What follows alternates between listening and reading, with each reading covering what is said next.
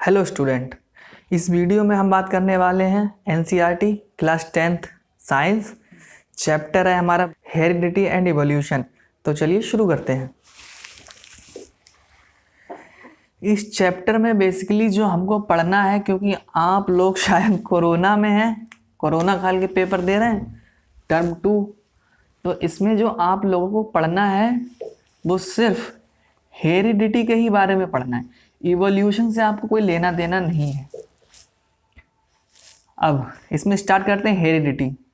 तो इसमें जो पहला टर्म है हेरिडिटी, ये क्या चीज़ होती है?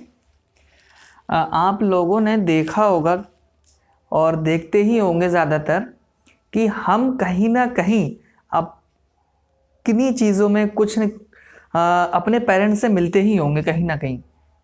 हाथ, स्किन टोन और नाक, आँख, कान, हेयर, और ये जो हमारी एल्बो होती हैं, ये ईयर एल्ब्स, ये भी कहीं ना कहीं मिलती ही हैं, सिमिलर होती हैं थोड़ी ना थोड़ी। तो ये जो जनरेशन पास होती है, हमको जो अपने पेरेंट्स, माता पिता से जो सब कुछ मिला है, ये उनकी जनरेशन से हमारी जनरेशन में आया ना। तो ये जो उनकी जनरेशन से हमारी जनरेशन में ये जो हमारे कैरेक्टर्स आए, इसी प्रोसेस को बोलते हैं हेरिडिटी। इन्हीं ट्रांसमिशन ऑफ ट्रेट्स या जो कैरेक्टर हमारे अंदर आए, इसी को बोलते हैं हेरिडिटी। ठीक, तो अब इसको लिख लेते हैं। इसकी डेफिनेशन देखो कैसे लिखेंगे इसकी। हेरिडिटी हुआ ट्रांसमिशन ऑफ कैरेक्टर्स और traits from one generation to other. Transmission of character या traits from one generation to other, ये तो हो गया हेरिडिटी। अब इसमें आप लोग ये कंफ्यूजन होंगे, ट्रेट क्या होता है? ट्रेट्स, तो ट्रेट्स होता है फीचर जिससे हम रिकॉग्नाइज करते हैं अपना कोई भी character. Recognisable feature of organism is called trait. इसको आप लिख लो, ट्रेट को भी। ट्रेट हो गया रिकॉग्नाइजेबल फीचर या फीचर्स ऑफ ऑर्गेनिजम्स।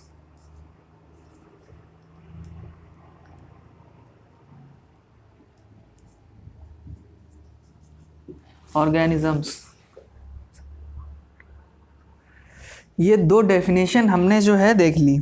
अब इसमें हमको देखना है ट्रेट्स। तो जो ट्रेट्स होती हैं हमारी दो टाइप की होती हैं, एक होती है एक्वायर्ड ट्रेट्स और एक होती है इनहेरिटेड ट्रेट्स। तो देखो, एक्वायर्ड नाम से ही पता चल रहा है, एक्वायर्ड मतलब हमने अपने आप एक्वायर की हुई।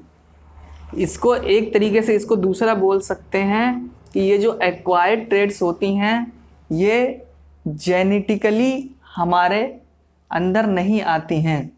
मतलब हमारे पेरेंट्स से जेनेटिकली नहीं आती हैं। यानी कि इसमें हम लिख सकते हैं एक्वायर्ड ट्रेट में, these are not influenced by our parental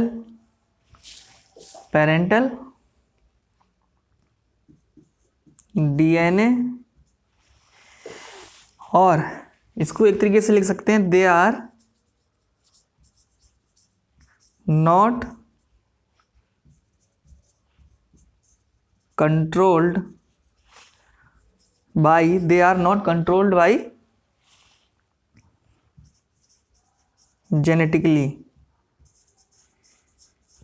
genetically. लेकिन जो हमारी इनहेरिटेड ट्रेड्स होती हैं वो जो होती हैं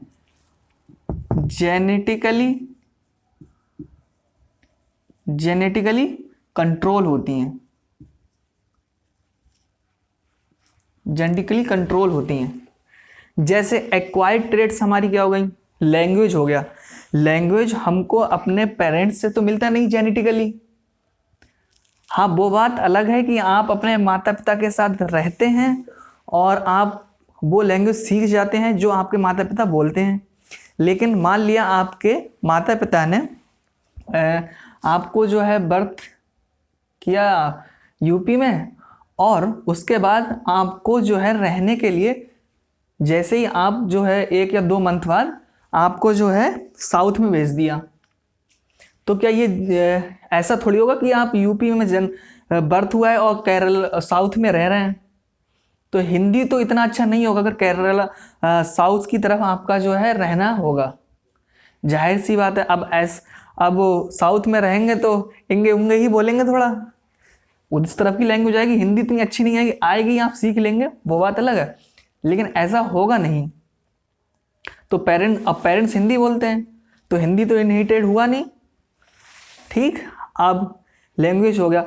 दूसरा इसमें ले लो, अगर मान लो आपके पापा बहुत जो है अच्छा गाते हैं, बहुत अच्छे सिंगर हैं, तो क्या ज़रूरी है वही जो उनके पापा, आपके पापा की जो वॉइस है उतना अच्छा आप भी गा पाएँ? ऐसा ज़रूरी थोड़ी ना है।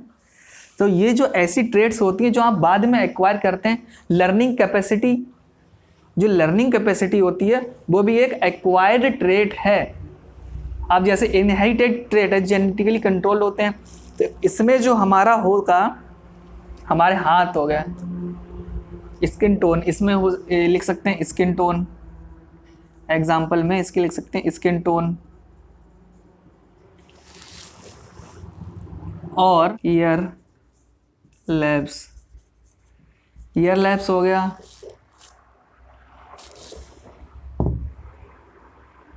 कलर ऑफ आर आइज, ये सब इनहेरिटेड ट्रेट होगा जो कि हमको अपने पेरेंट्स से मिलते हैं और ये जेनेटिकली कंट्रोल होते हैं।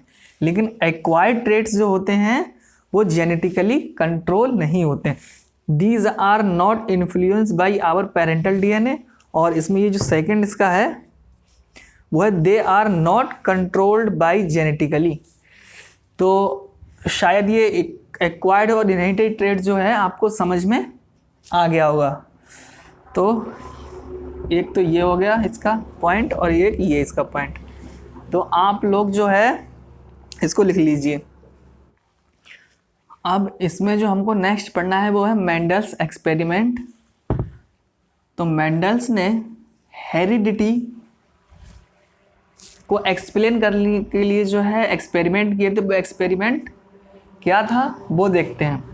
तो मेंडल ने जो एक्सपेरिमेंट किया था ये ट्रेड्स को देखने के लिए कि कौन सी ट्रेड हमारी डोमिनेंट होती है और कौन सी रिसेसिव होती है, इसके लिए उसने जो चूज़ किया था अपना एक्सपेरिमेंट करने के लिए वो था मटर का पेड़, पी प्लांट। क्या चूज़ किया था? पी प्लांट, जिसका बायोलॉजिकल नेम है पाइजम सटाइवम। ठीक, ये इसका बायोलॉजिकल नेम है। अच्छा, इसने इस प्लांट में जो नोट किए थे इसके करेक्टर, वो 7 करेक्टर्स को लेके इसने एक्सपेरिमेंट किए थे मेंडल ने। पी प्लांट के 7 करेक्टर्स लिए जिस पे उसने एक्सपेरिमेंट किए थे। तो यहाँ पे 7 करेक्टर्स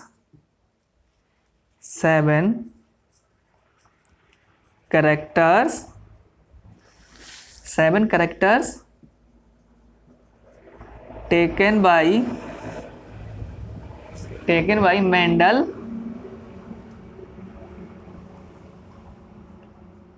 to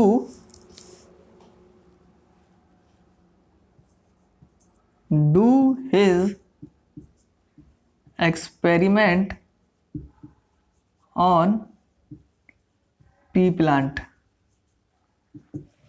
कौन कौन से वो थे? पहला जो करेक्टर था जो उसने लिया था वो था height of plant. Height of plant जो पहला उसने लिया था।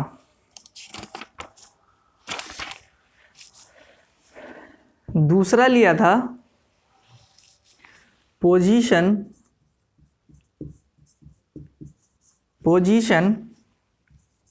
Of flower. Height of plant ली, height of plant, position of flower, और थर्ड करेक्टर जो उसने लिया था वो लिया था colour of unripe pod. Fourth character उसने लिया था form of unripe pod. Fifth colour उसने करेक्टर लिया वो था colour of seed coat. Colour of seed coat और फ्लावर। ये हो गया पांचवा करेक्टर। और सिक्स्थ जो उसने लिया था वो लिया था colour of cotyledons. Colours of cotyledons. और सेवेंथ जो उसने लिया था last form of seed. Form of seed मतलब कि राउंड है या रिंकल्ड है। ठीक, इसने ये 7 करेक्टर्स लिए थे जिनके ऊपर इसने एक्सपेरिमेंट किया। अब एक्सपेरिमेंट कैसे किए वो अभी इसमें देखते हैं आगे। देखो, जब तक आप लोग जो है इसको नोट कीजिए, इसके 7 करेक्टर्स जिसको इसने लिया था एक्सपेरिमेंट के लिए। ठीक है, अब इसमें जो हमारा नेक्स्ट है वो है selection of pure parent plant, और सेकेंड टॉपिक इसी में हम पढ़ेंगे हाइब्रिडाइजेशन ऑफ प्योर प्लांट। तो इसका जो selection of pure parent plant से इसका मतलब था कि मेंडल्स ने जितनी भी करेक्टर्स ली थी, या हाइट हो, कलर ऑफ फ्लावर हो, फॉर्म ऑफ सीड हो, राउंड है, रिंकल्ड है, या और कलर ऑफ उसका जो है सीड का कैसा भी है, तो जितनी भी इसने ट्रेड्स ली थी वो इनहेरिटेड ट्रेड थी। यानी कि वो जितनी भी ट्रेड इसने ली वो सब ट्रेड पेरेंट से नेक्स्ट प्रोजेनी में जा सकती थी।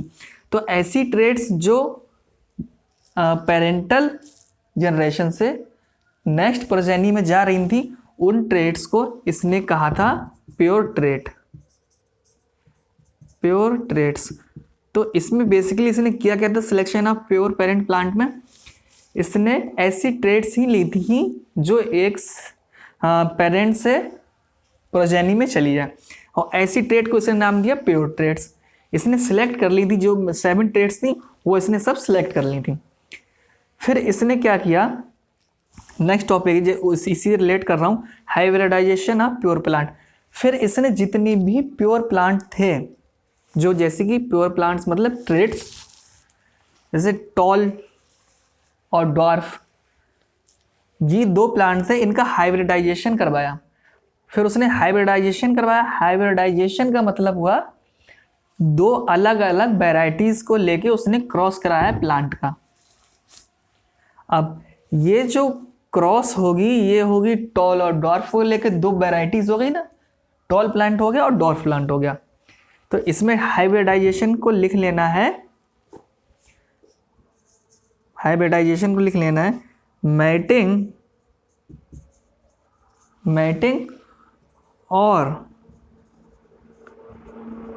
क्रॉसिंग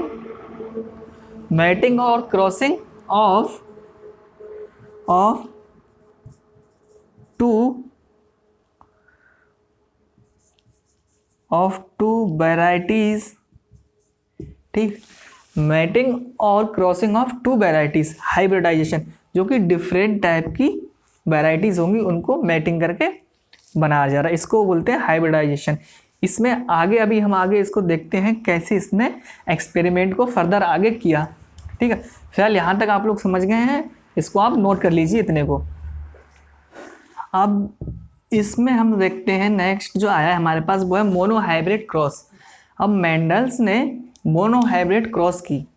मोनोहाइब्रिड क्रॉस का मतलब हुआ कि जो है सिर्फ एक ही ट्रेट ली, एक ही ट्रेट्स को लेके उसने किया।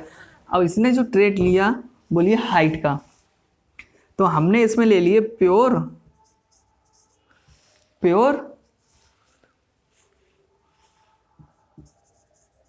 टॉल प्लांट, जिसको कैपिटल टी से डिनोट कर दिया, और इधर ले लिए प्योर डॉर्फ प्लांट, इसको स्मॉल टी से डिनोट कर दिया। डॉर्फ मतलब छोटे। अब इन्होंने क्या किया, इसको जो है क्रॉस करवाया। तो क्रॉस इसको करते हैं कैपिटल टी और स्मॉल टी। तो ये तो जो हमारी हो गई पेरेंटल जनरेशन, ये होगी पेरेंटल जनरेशन। इन्होंने जब इसको क्रॉस करवाया तो जो हमको मिला, जो F1 जनरेशन यानी फीलियल जनरेशन 1 मिली, वो मिली हमको कैपिटल टी स्मॉल टी। ये क्या मिली, ये मिली हमको हाइब्रिड टॉल। जब इनको सफल किया तो ये हमको मिला हाइब्रिड टॉल, क्योंकि इसमें जो कैपिटल टी है वो डोमिनेटेड ट्रेट है और जो स्मॉल टी है वो रेसेसिव ट्रेट है। डोमिनेटेड ट्रेट्स वो ट्रेट्स होती हैं जो खुद को एक्सप्रेस करती हैं और दूसरे को सप्रेस कर देती हैं। जैसे कैपिटल टी का इसमें जो टॉल वाला करैक्टर है वो दिख रहा है इसमें, और स्मॉल वाला जो करैक्टर है वो नहीं दिख रहा है इन F1 जनरेशन। तो ऐसी ट्रेट्स जो खुद को एक्सप्रेस करती हैं और जो दूसरी ट्रेट को सप्रेस कर देती हैं वो ट्रेट होती हैं डोमिनेंट ट्रेट। अब ये जो है हमारी होगी मोनोहाइब्रिड क्रॉस। इसको सिर्फ एक ही क्रॉस करवाई सिंगल टाइप का लेके। अब नेक्स्ट इन्होंने क्या किया, इसमें मोनोहाइब्रिड क्रॉस तो कर ली, फिर उन्होंने क्या किया, ये जो ट्रेट्स हमको मिली, क्या मिली, हाइब्रिड टॉल जो मिला, इन हाइब्रिड टॉल को भी सफल कर दिया। हाइब्रिड टॉल को जब सफल किया तो यहाँ पे इनको मिलता है ये कैपिटल टी स्मॉल टी और कैपिटल टी स्मॉल टी। जब इन दोनों को सफल कराया या क्रॉस कराया तो इनको जो मिलता है, एक तो ये मिलेगा कैपिटल टी, एक मिलेगा इस कैपिटल टी से ये वाला, ये मिलेगा कैपिटल टी स्मॉल टी। अब इससे कराया इसको तो ये हमको मिलेगा स्मॉल टी कैपिटल टी, फिर इस स्मॉल टी से इसको, और ये हमको मिलेगा स्मॉल टी। और ये जो हमारी जनरेशन होगी ये कौन सी होगी, F2। और इस F2 में और ये वाली जो क्रॉस हुई, ये वाली अब मोनोहाइब्रिड क्रॉस नहीं होगी, ये क्या होगी, डाई हाइब्रिड क्रॉस। इसमें हमको पता चला कि जब हमने इन दोनों को सफल कराया तो हमारे पास जो प्लांट मिले नेक्स्ट जनरेशन में, वो जो है 4 में से 3 प्लांट तो जो हमको मिले हैं वो हैं टॉल, क्योंकि जो कैपिटल टी और ये दोनों कैपिटल टी। और कैपिटल टी क्या था, डोमिनेटिंग ट्रेट था, एक डोमिनेटिव ट्रेट था, और स्मॉल टी रेसेसिव था। जो एक मिला वो हमको मिला है ये जो स्मॉल टी मिला, ये मिला डॉर्फ प्लांट का। ये दोनों ही रेसेसिव ट्रेट है। तो इसमें जो पूछा जाता है, इसमें एक चीज़ पूछी जाती है इस वाले में कि हमारा फिनोटाइपिक रेशियो क्या था। फिनोटाइपिक रेशियो का मतलब हुआ कि जो इस जनरेशन में हमको प्लांट मिले वो कैसे दिख रहे थे, उनका रेशियो कैसे दिख रहे हैं। 1 2 3 4 4 तरीके के हमको प्लांट मिले हैं। 4 में से 3 तो टॉल हैं, 3 टॉल हैं, और जो एक मिला है वो मिला है डॉर्फ का। तो इसका जो फिनोटाइपिक रेशियो होता है वो होता है 3:1 का। फिर से बता रहा हूँ, फिनोटाइपिक रेशियो जो होता है ये फिनोटाइपिक रेशियो, तो जो फिनोटाइप का मतलब फिनोटाइपिक इसका जो मतलब होता है कि जो इस जनरेशन में हमको मिले हैं वो दिख कैसे रहे हैं, टॉल हैं या डॉर्फ हैं, इस तरीके का रेशियो बताना है। ठीक, तो ये होगा 3:1, ये पूछा जाता है एग्जाम में मोस्ट ऑफ टाइम। ठीक है, इसको नोट कर लीजिए। अब मिलते हैं नेक्स्ट वीडियो में इसके जो लॉ ऑफ इनहेरिटेंस के साथ में। तब तक के लिए गुड बाय।